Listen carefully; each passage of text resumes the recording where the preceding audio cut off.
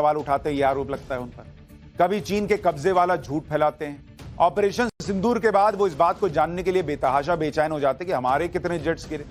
पिछले हफ्ते जब ट्रंप भारत की इकोनॉमी को डेड इकोनॉमी बता रहे थे तो राहुल गांधी कहते हैं आई एम ग्लैड कि उन्होंने सच कहा।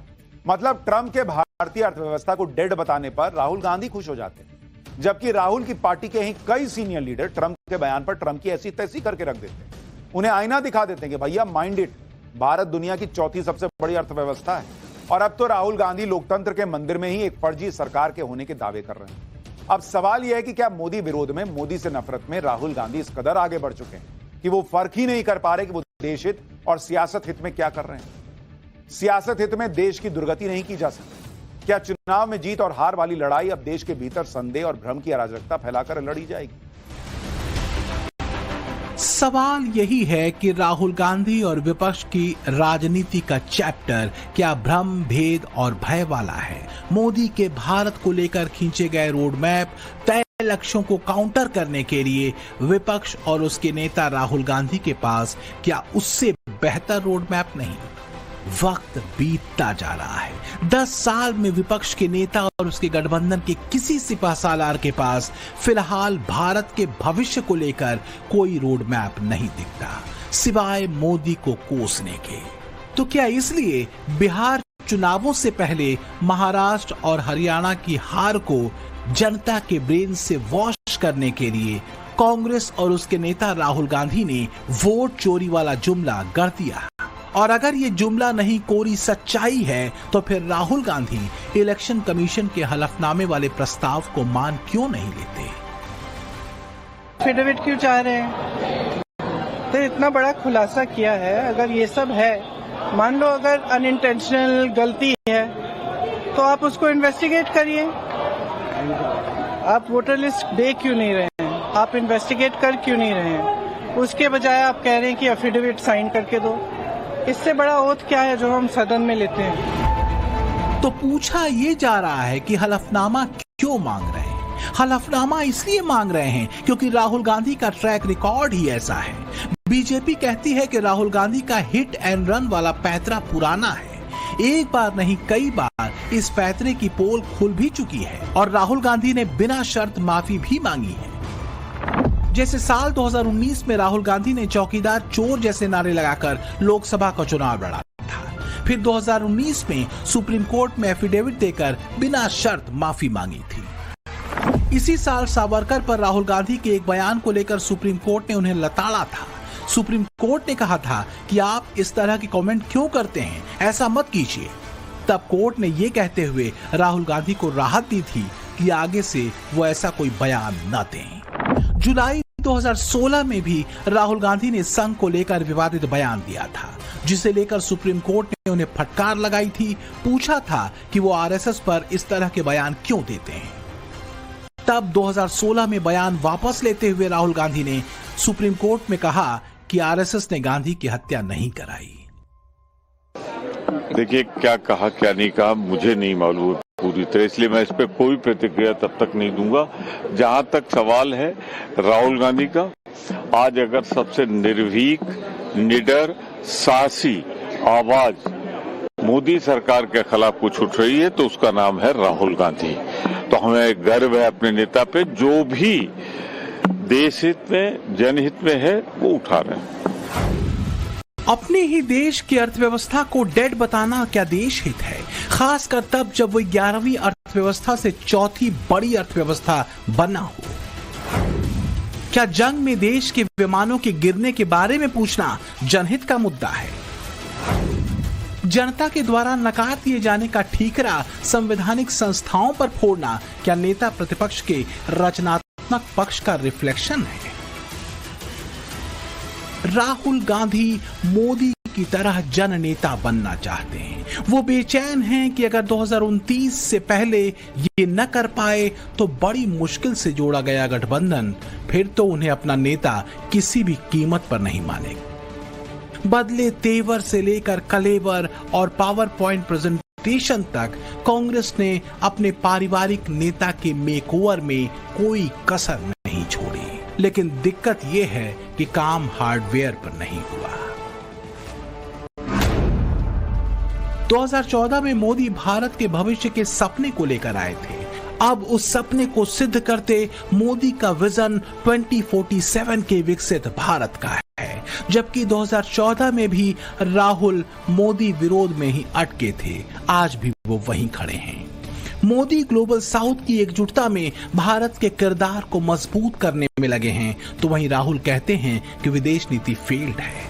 मोदी का फोकस यूथ सेंट्रिक प्रोग्राम्स पर है, वहीं राहुल जातीय भेद बढ़ाकर सिर्फ अपनी राजनीति चमकाने में लगे हैं। मोदी दावा करते हैं कि 2 साल में भारत तीसरी बड़ी इकोनॉमी होगा, तो दूसरी तरफ राहुल गांधी भारतीय अर्थव्यवस्था को डेड बताते हैं। आपको ये मालूम नहीं है कि इंडियन इकोनॉमी डेड इकोनॉमी है? कोई कंफ्यूजन है आप में? पूरी दुनिया जानती है कि Indian economy is dead economy और बीजेपी ने इकोनॉमी को खत्म कर दिया है। तो आप लोग हैरान क्यों लग रहे हो? देश की उपलब्धियों का परचम आसमान में भी लहरा रहा है। 2014 तक भारत में सिर्फ 74 एयरपोर्ट थे, अब इनकी संख्या बढ़कर 160 से ज्यादा हो गई है।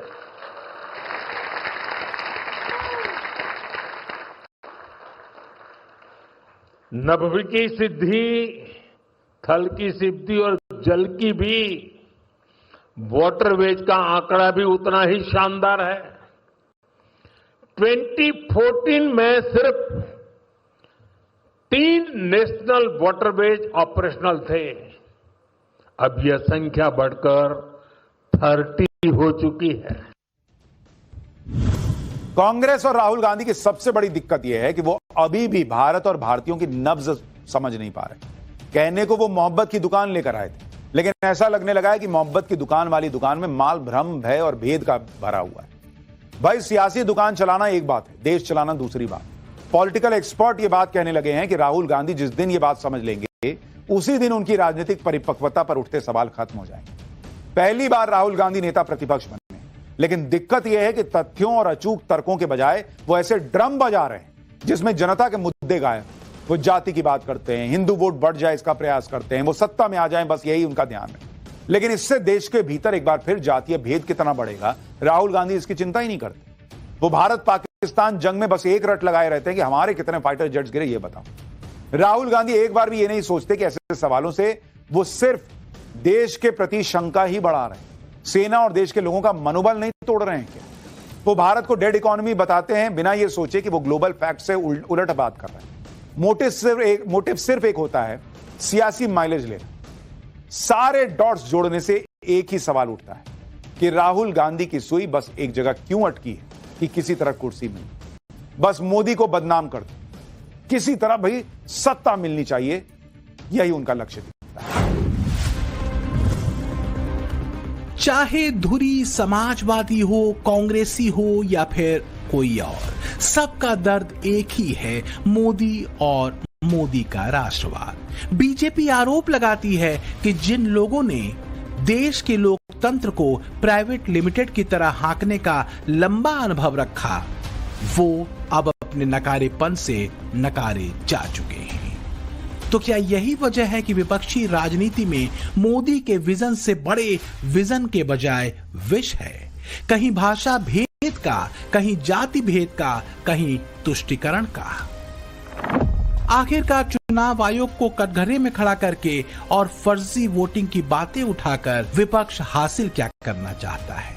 वोटर के मन में भ्रम पैदा करना, ये नैरेटिव सेट करना कि देश में कुछ भी ठीक नहीं हो रहा, देश की संवैधानिक संस्थाएं भ्रष्ट हो चुकी हैं, फर्जी तरीके से चुनाव जीता जाता रहा है। चुनावों से जनता का भरोसा हटा देना इसका मकसद है। इलेक्शन कमीशन जानता है कि हमने उनकी चोरी पकड़ ली है, इसीलिए एसआईआर आया है। ये एसआईआर जो है इंस्टीट्यूशनलाइज चोरी है। इलेक्शन कमीशन खुलकर बिना डरे बीजेपी के साथ मिलकर चोरी कर रहा है। और ये जो एसआईआर है, इसका लक्ष्य गरीबों का जो हक है, उनका वोट जो है, उनसे चोरी करने का है। मैं आपको एक और बात बताना चाहता हूं। इस पूरी इन्वेस्टिगेशन में हमने वोटर एडिशन को देखा है, मगर जितना एडिशन होता है शायद उससे ज्यादा डिलीशन होता है, सब्ट्रैक्शन होता है। तो ये सिर्फ एक मेन तरीका हमने पकड़ा है, दूसरे तरीके पे हमने इन्वेस्टिगेशन की ही नहीं है। सवाल यह है कि राहुल गांधी फिर चाहते क्या हैं? पहले बिहार में जब चुनाव आयोग ने एसआईआर शुरू किया तो राहुल गांधी इल्जाम लगाने लगे कि ये वोट की चोरी के लिए पैंतरेबाजी है। वो तो पटना की सड़कों पर घूमते एसआईआर का विरोध तक कर रहे थे। उनके नए नए मित्र बने तेजस्वी यादव तो एसआईआर को सरकारी योजनाओं के लाभ तक से जोड़ रहे थे। वो कह रहे थे कि अगर नाम कटा तो सरकार की योजनाओं का लाभ मिलना बंद हो जाएगा। अब राहुल गांधी कह रहे हैं कि चूंकि उन्होंने चुनाव आयोग की गड़बड़ी पकड़ ली इसलिए एसआईआर करवाया जा रहा है, जबकि राहुल गांधी के कथित एटम बम फोड़ने से पहले ही एसआईआर शुरू हो चुका था।